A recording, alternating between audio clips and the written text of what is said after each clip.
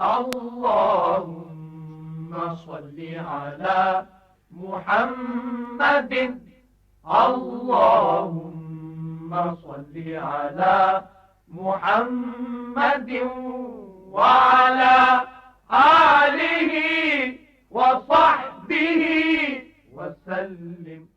نحمده ونصلي على رسوله الكريم اما بعد. بسم الله الرحمن الرحیم.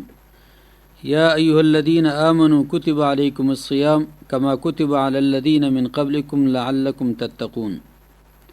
رمضان المبارک ایک عظیم بابرکت اور رحمت الہی کے نزول کا مہینہ ہے.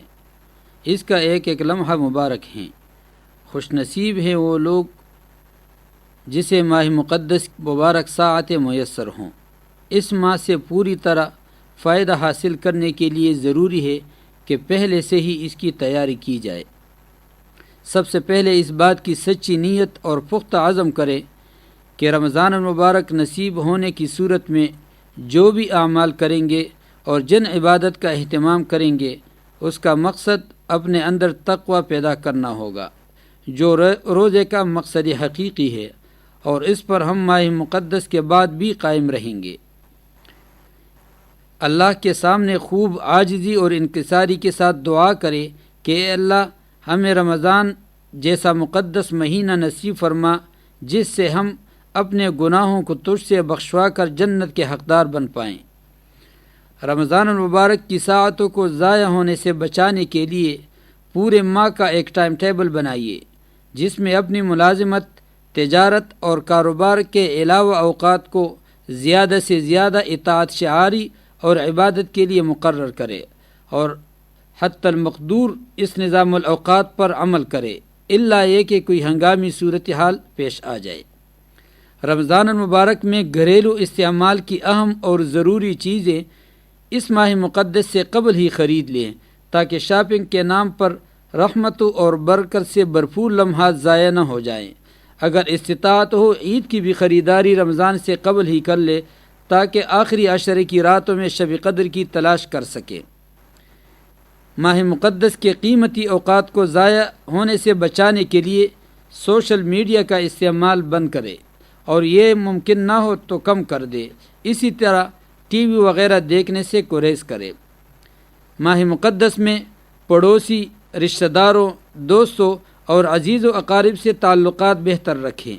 اگر ان میں سے خدا نخواستہ کوئی تعلق بہتر نہ ہو تو ملاقات کر کے معافی تلافی کر لے، اور اگر کسی وجہ سے ملاقات ممکن نہ ہو تو فون کے ذریعے تعلقات بہتر بنانے کی کوشش کیجیے، اور دعا بھی کرے کہ آئندہ تعلقات بہتر رکھنے میں اللہ ہماری مدد فرمائے.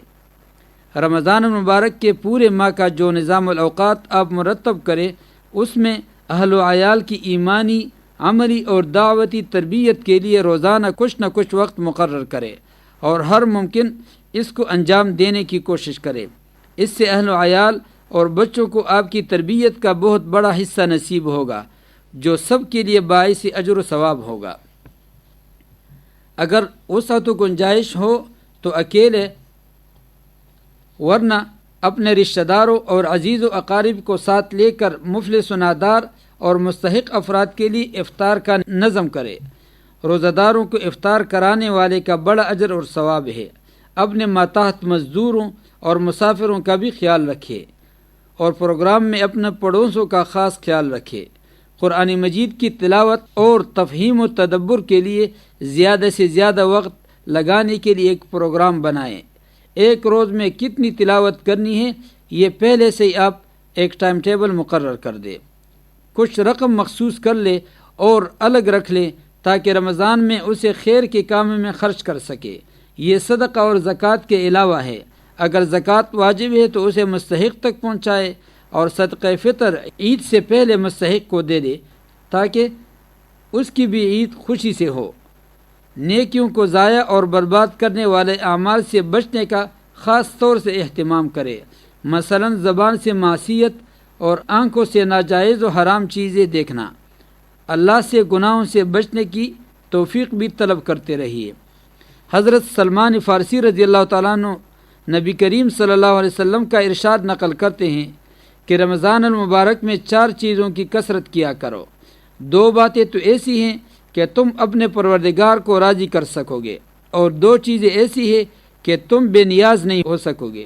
پہلی دو باتیں جن کے ذریعے تم اللہ کو راضی کر سکو گے وہ یہ ہیں لا الہ الا اللہ کی گواہی دینا اور استغفار کرنا، اور وہ دو چیزیں جن سے تم بے نیاز نہیں ہو سکو گے وہ یہ ہے کہ تم اللہ سے جنت کا سوال کرو اور جہنم سے پناہ مانگو، لہٰذا ان چاروں کا کثرت سے اہتمام کرے۔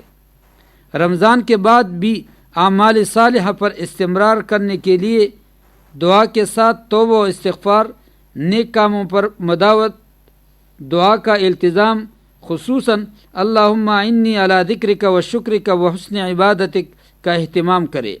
نبی کریم صلی اللہ علیہ وسلم نے حضرت معاذ رضی اللہ تعالیٰ عنہ کو یہ دعا ہر فرض نماز کے بعد پڑھنے کی وصیت کی تھی۔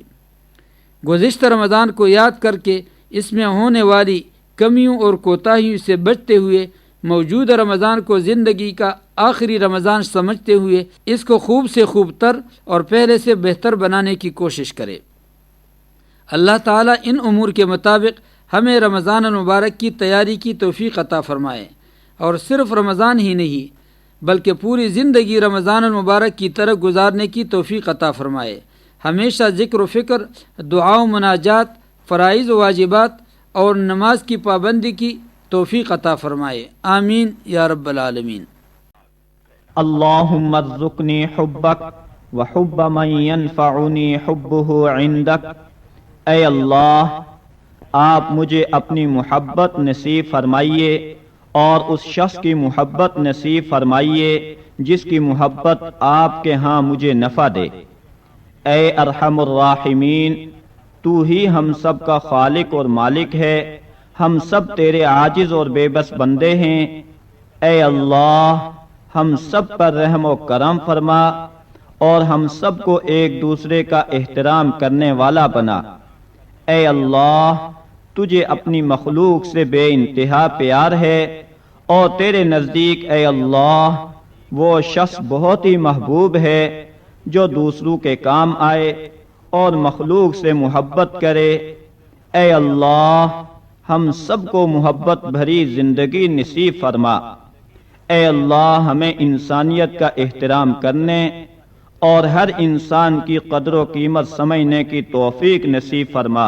اے اللہ، ہم سب کو اسلامی اصولوں پر چلتے ہوئے والدین کی خدمت کرنے، بڑوں کی عزت کرنے اور بچوں پر شفقت کرنے والا بنا، اور سارے انسانوں کے حقوق ادا کرنے اور ان کے ساتھ ایثار و قربانی سے پیش آنے کا جذبہ نصیب فرما، آمین یا ارحم الراحمین۔